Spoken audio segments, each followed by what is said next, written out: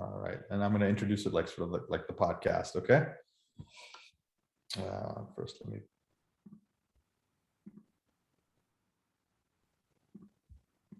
All right. Oh, I should probably use my headphones here. Is the audio good? Yeah, yours sounds great. All right, let me just make sure. iPod Pro.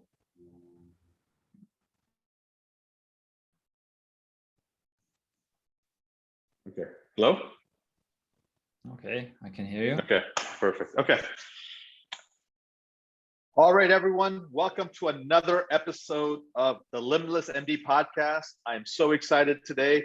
We're going to do a live coaching session. So I have one of my coaching clients, Martin Garbers.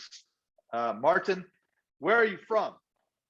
Well, I'm from Munich, Germany. So we are doing an international coaching session.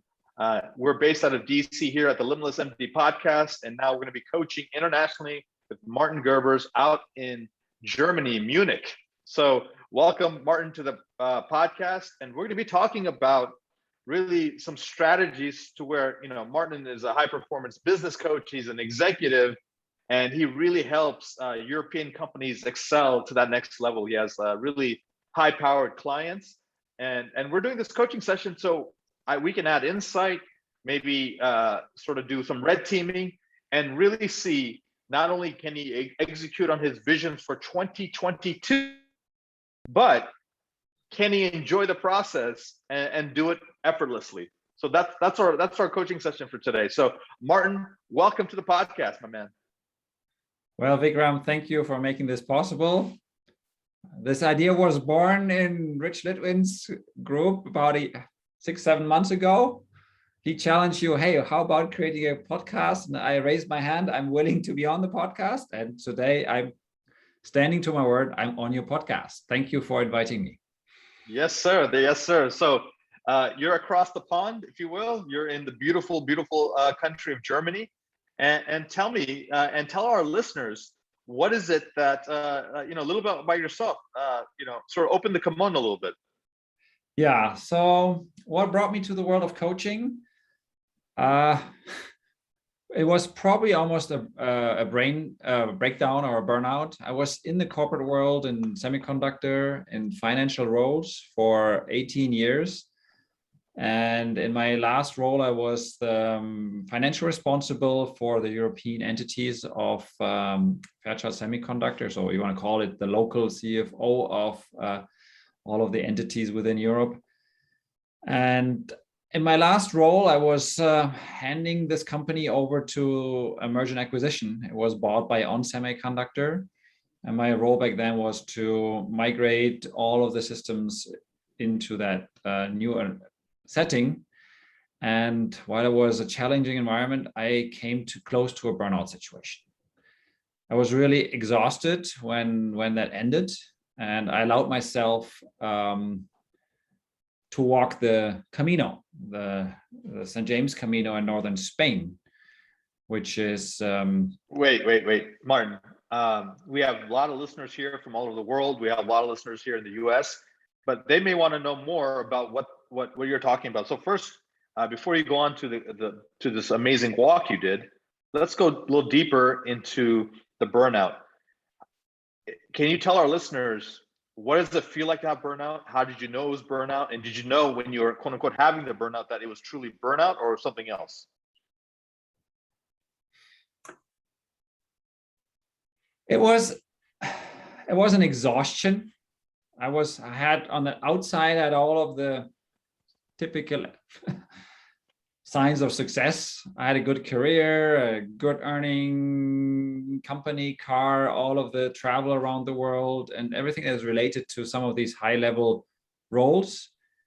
And the typical challenges around leading in an international company through all these time zones, getting up early morning conference calls, even all the way to the night, and never really resting. And even in vacation time, or never really switching off, never really getting off. It was constantly on feeling.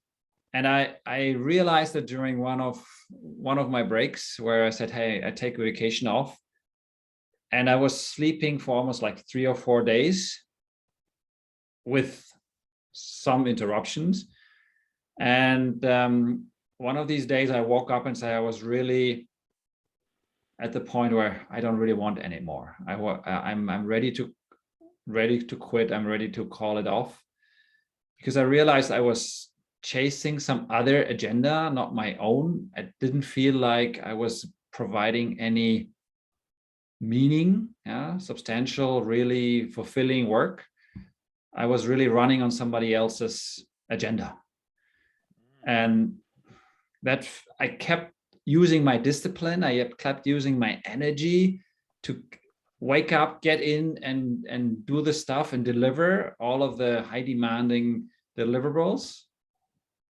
And I realized that I was like almost tearing myself apart into that mind person, that delivering results to the company, cutting off my whole sensitivity, my empathy, my feeling, my heart, everything, my body, and just coming to work with my head on, analytics, crunching numbers, getting things done with some hard decisions, sometimes closing a factory down, site down, laying off 25 people, and still doing.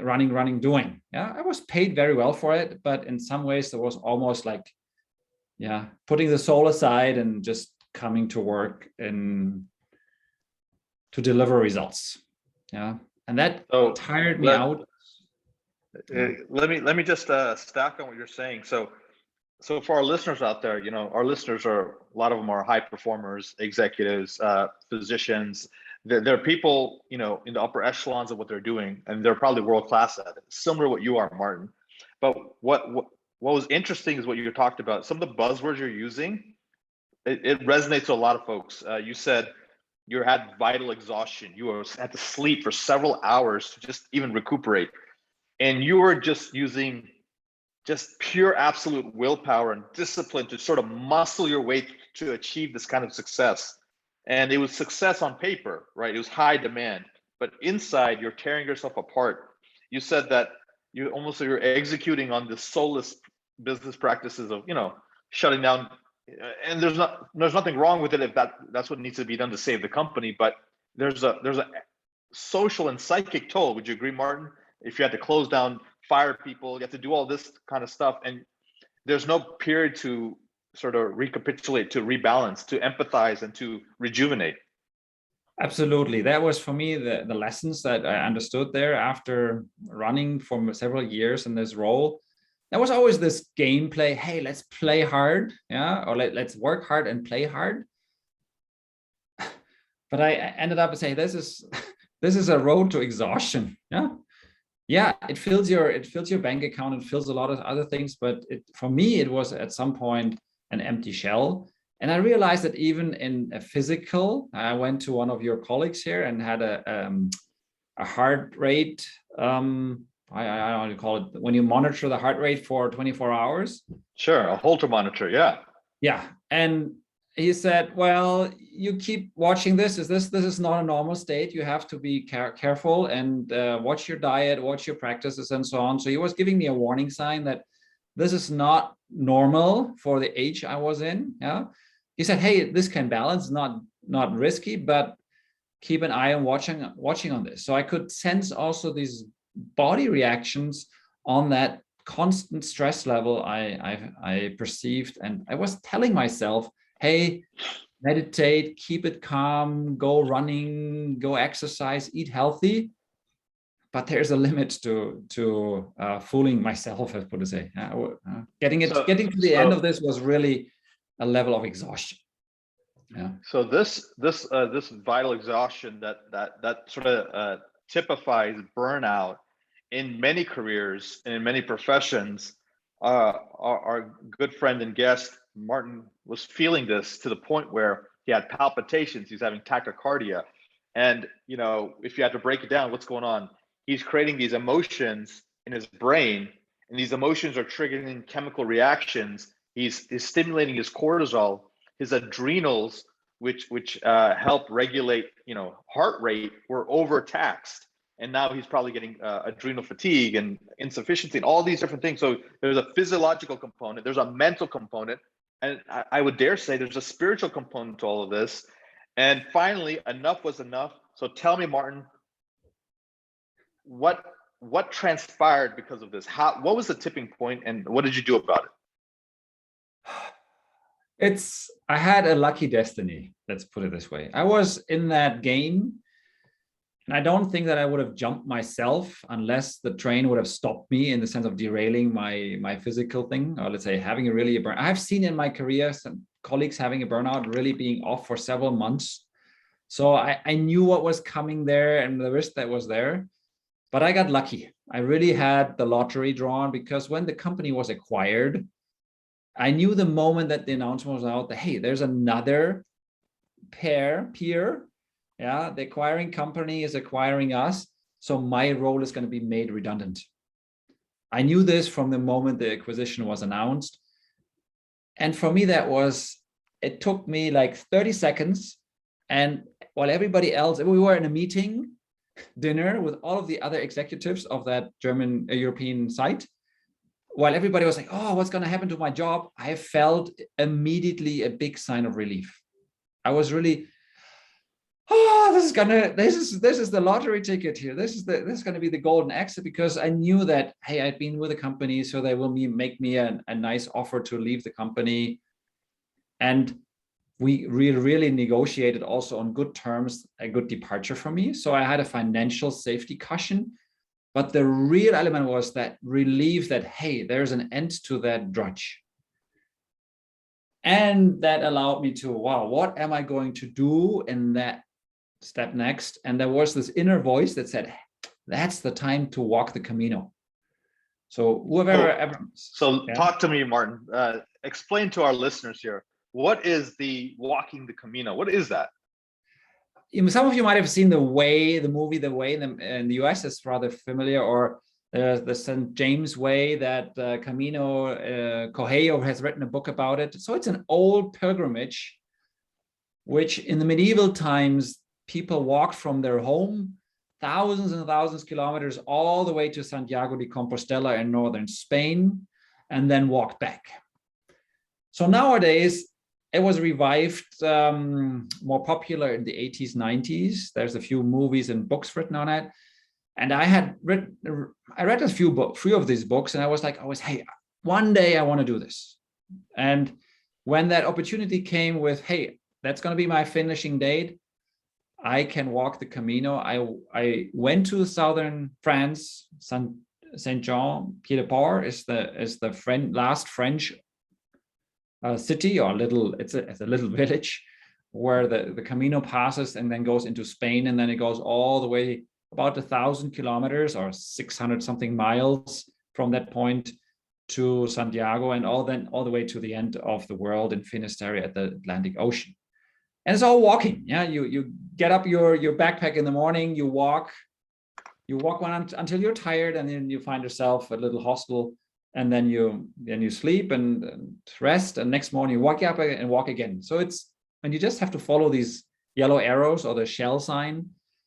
So it's really something, whoever has that high analytical brain overrun, that was the ideal way to unstuck, to really go back to a new baseline, following my inner pace, inner peace and inner pace.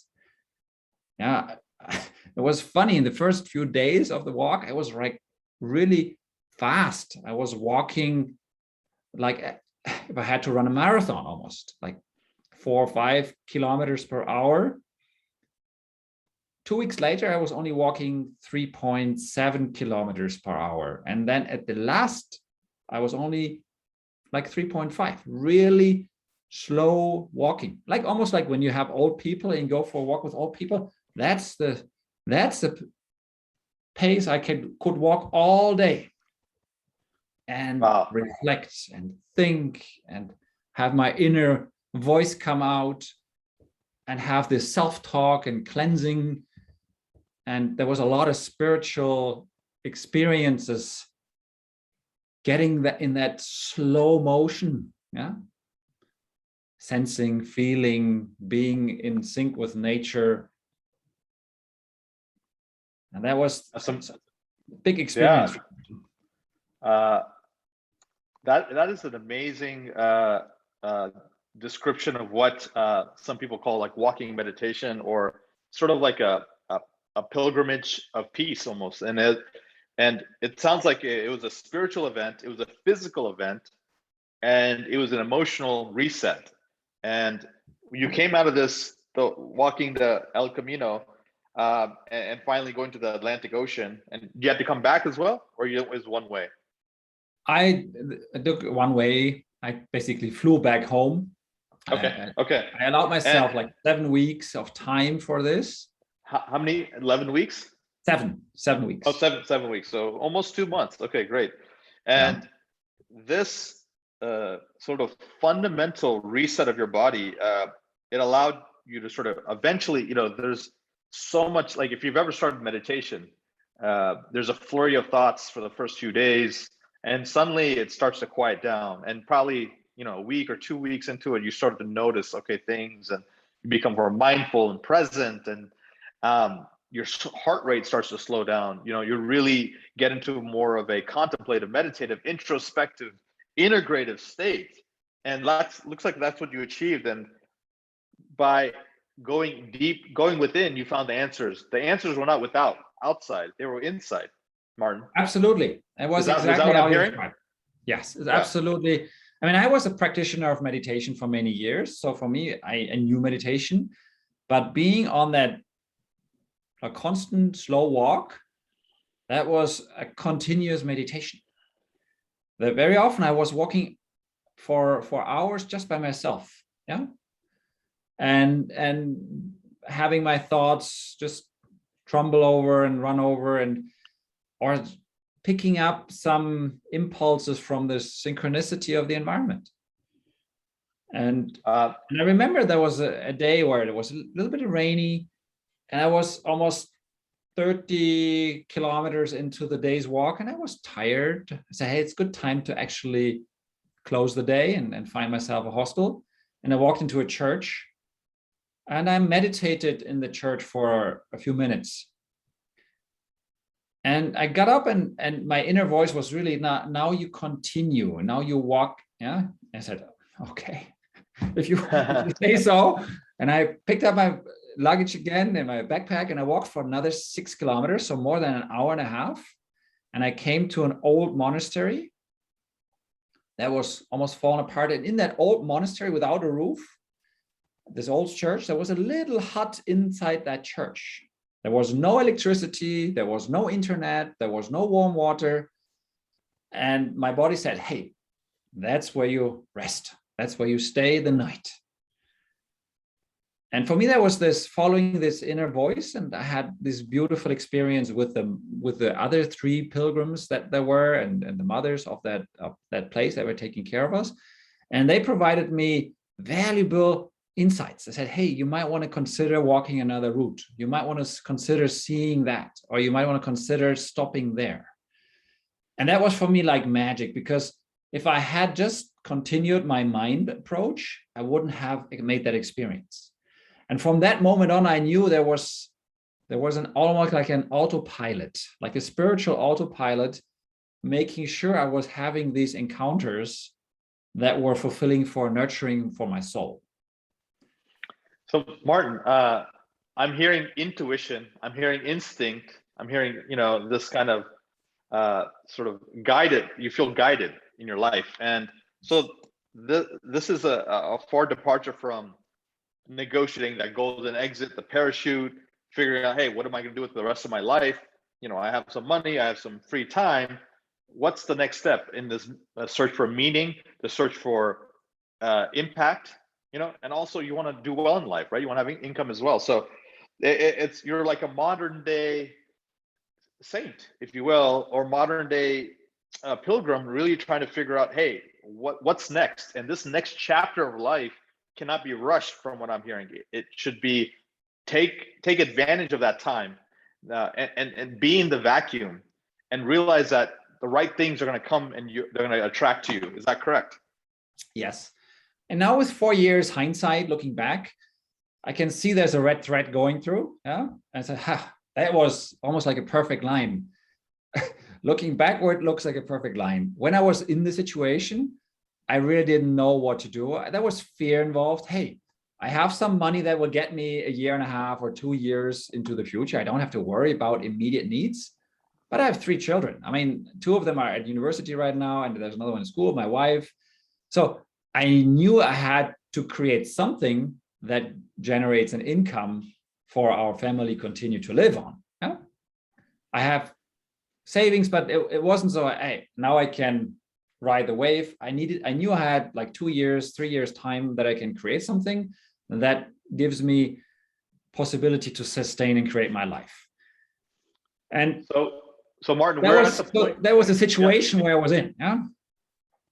No, what I was going to ask is, look, we're at the point where, you made the bold decision to, use your skills, your passions, your interests, and to help others in business consulting, business coaching, being a business entrepreneur and mentor. How's that been compared to your previous life? It was a big transition. For me, it was when I was at the end of the road, in Finisterre, where there's a lighthouse, and you have that 1,000 kilometers of St. James Camino behind you and the big ocean in front of you. There's only one way. You can turn around and go back. Yeah. But that moment I said, hey, what am I going to do next? And my body said with full immersion, you are not going back into corporate world. It's a clear, big, bold no all over. Yeah, I could sense it through my whole body. Well, good, thanks. Yeah, thanks for that guidance.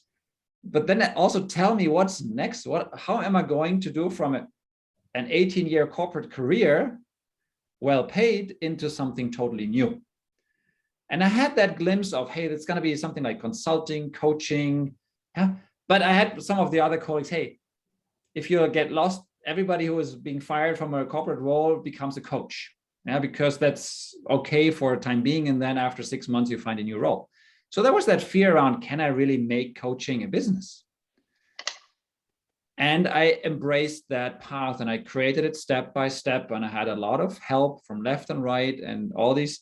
And it was at first a small plant. And then it started to grow here, grow there, grow there. And it was really unfolding on the path. It wasn't that, hey, I got immediately a full batch of clients.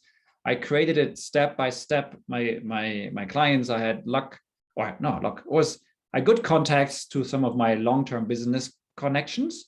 And some of them say, hey, I have a young financial guy here. Would you mind coaching him? I want him to make my CFO for my company. Can you coach him for a year or 2? And there was another one, hey, here there's a young entrepreneur. He needs some guidance, financial structure. Would you mind coaching him? So there was requests coming in through my knowledge as a former CFO or controller or a general manager. And it opened the door for coaching. And I was coaching these people on their personal development, personal growth, coming up from their inner side, inner being, and have them grow as entrepreneurs. And that's how I built my coaching practice, one coaching client at a time. That's amazing. Martin, I want to go deep now. I want to go to where you're still struggling or you're still having challenges.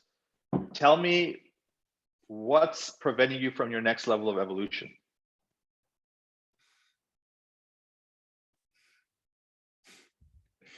Yeah, it's interesting. In some way, it's the success of today is also hindering me to make another turn. Let me explain. I coach most of my clients. I'm coaching now in the 2nd or 3rd or even 4th year, so they're growing, and in some way. But as a coach, I've also grown. So my calendar is rather filled with long-term coaching clients. So I don't really have a lot of space to invite in other powerful clients. And when I do this, once in a while, I invite a client, which I like to really coach this guy or this girl or lady. Yeah, I need to really find space to do that. So I put myself in a situation like my calendar is rather full. Yeah, great, but it also, because there's no space, how can I from there grow into a higher game? Yeah. This is where my hindrance comes in. Yeah. That's the paradigm of success, right? That's a paradox of success. So it's like you're busy getting yourself busy, and then when you're too busy, how do you continue that level of growth? So as we know, I think we've had conversations about this already, but let's just, for our listeners, just play this out a little bit. So many people are in that position. They're physicians and their practice is already full, or they are entrepreneurs and they already have a busy customer base, right? Or they're doing well, but now the growth is starting to slow down. They've had like double-digit growth for year after year. So come up with what do you think are a couple of next strategies for you?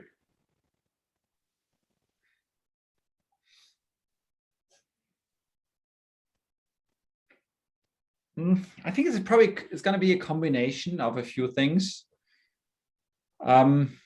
One is, I always help my clients to step into the role of the entrepreneur rather than being in the operational role. So there's probably in my business, I need to identify clients or situations where I might be able to delegate some activities to another coach. Yeah, maybe being it on leadership items or being it on some other items where I say, hey, this is a very powerful coach in that domain. Why don't you take a few coaching sessions with my colleague X?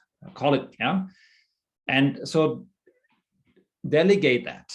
The other idea I'm playing with is grouping them in a group where I said, hey, they come with similar questions, especially people that are in younger leadership roles. They come with similar questions and they can highly benefit from each other. So that's what I started. I created a group for other coaches that used to be former executives, general managers, and then I asked them, hey, you want to play in a group where there are others of your kind? It's a German group that I created.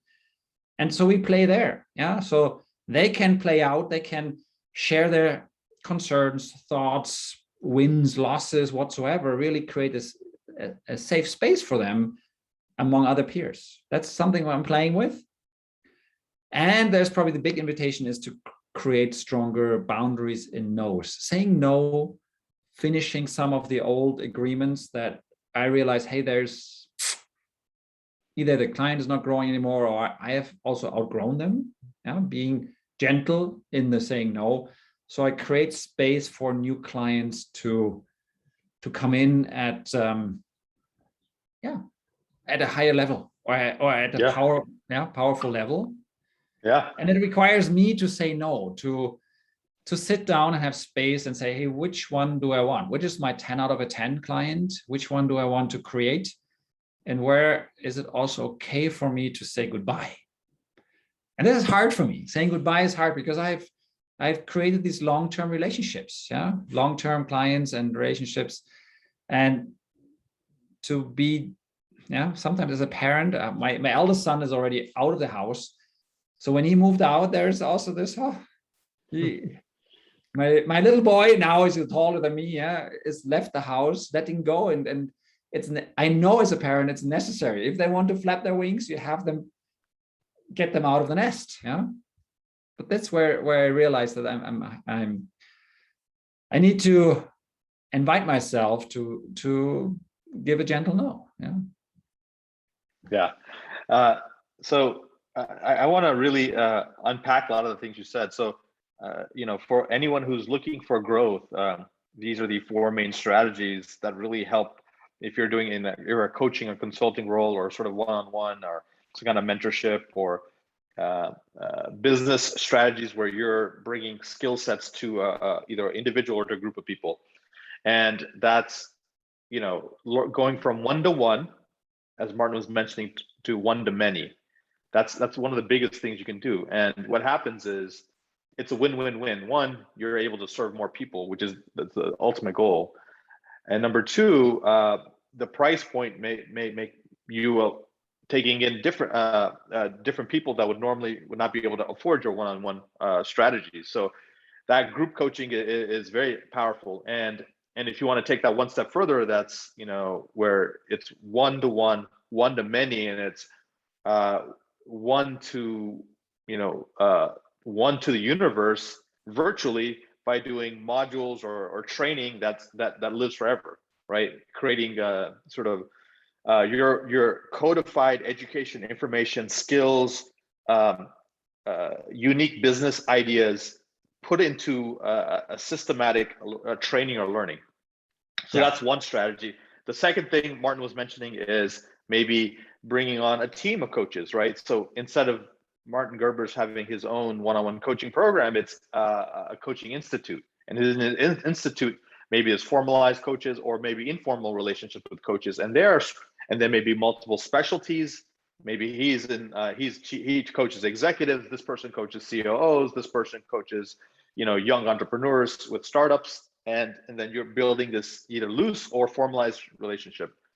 And then there's this last strategy, which is a combination. It's raising sort of the quality of the people in the program. So, when you get started into any program, you take maybe 6, 7s, 8, 9s, and 10s, right? These are the levels of how ideal fit are they to you.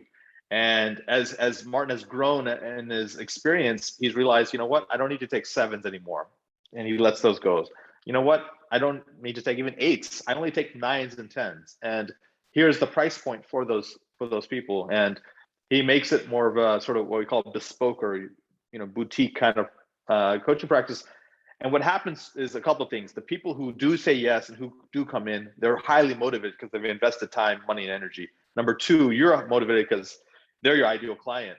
And in essence, you're getting joy, you're getting outcomes, you're getting productivity from both sides, and it's a beautiful synergy. And so he's exploring all three things. And he did mention, and when he was talking about his son leaving, my sons are a little bit younger, they're 8 and 10, and I can only imagine the day they have to go to college. And it does tug at your heart, but sometimes to let them grow, you have to let them go, and that's exactly what he's doing. And that's what we need to do, whether it's a patient, whether it's a coaching client, whether it's a business partner. At times, to let them to for all of us to grow, you have to let them go. So I'll let you chime in there, Martin, and then I want to teach the podcasters and our listeners something called the 7 forms of rest. But go ahead. Yeah, and I think thanks for summarizing it. And I love somebody who creates structure to the thoughts I have. So I really appreciate the way you helped me sort this. And it's exactly the point. Yeah, creating groups that I can serve, and also there on the groups, selecting the right people in the group. Yeah, also there going for 8s and 9s that fit into the group, and finding for some of the younger clients, or maybe the coaching clients, other valuable resources, partners, maybe in my network, also somebody, hey, this is a younger coach, or as a coach that has still a lot of capacity. I might as well refer the one or the other client over there. And what triggered even more is that what are my 10s? Yeah, being more specific, yeah, creating myself a stronger vision, a clearer vision of what are my coaching clients that are 10 out of 10. So I do have some criteria, but right now I do the criteria more who I don't want to coach. What is a no-go? Yeah, if somebody who, in the pilgrimage language, if they're expecting me to carry their luggage, it's a no-go. Yeah. So, but on the 10 over 10 is somebody who say, hey, I'm carrying my luggage, and see, I'm carrying very little weight. Yeah, I'm going for the minimum weight. That would be for me in the coaching, the pilgrimage language. Hey, that's an interesting pilgrim. Yeah, because you find pilgrims that carry big, heavy luggage. Yeah. And you find them that have the little light backpack. And that's what I find interesting. How can you minimize yourself to only carry, let's say, 8 kilograms or 7 kilograms of backpack, rather than I was carrying around 10. Yeah. But if you can save 2 kilograms of weight, oh, that's a total different journey. Yeah. So I think that's the language I need to find. Hey, what is my 10 over 10 client? How do they look in order to create them, yeah? Or create them into my space? That's awesome, man. Yes. Again, back to the pilgrim analogy, because that the walk to El Camino was a rebirth for you, Martin. And for the listeners out there, what in your life did you come across that created that rebirth for you? Refocused your energies, reignited your efforts, and sort of reshaped your life for that new vision, the new path. And I call it MTP, right? Major transformative purpose. What is your MTP, guys? Know that, and it will help guide you, because otherwise, you'll be pulled apart, you'll be torn apart, like Martin said. And in my own life, I was doing so many different things at a period of time, and really COVID, it was obviously very stressful for many folks, and it was for me as well. But it also shed light on where I need to go in my life. And in the end, I decided I really wanted to help elevate people. It just happened to be in multiple categories, but that was my whole major transformative purpose, to help elevate and push people to that next level of growth. And so what I found to prevent the burnout that Martin had to go through, and that I've experienced at times, that stress, that intense sort of squeezing of your body, and almost pulling apart of your body because of so many demands, is there's a quote I live by, and it's something very powerful. It's, anything I touch turns to gold, but I can only touch one or two things at a time, right? If I touch too many things, not everything will be turned to lead. So, and the other thing I find is there are 7 types of rest. I thought, hey, look, I can only rest one way. I go to sleep, right?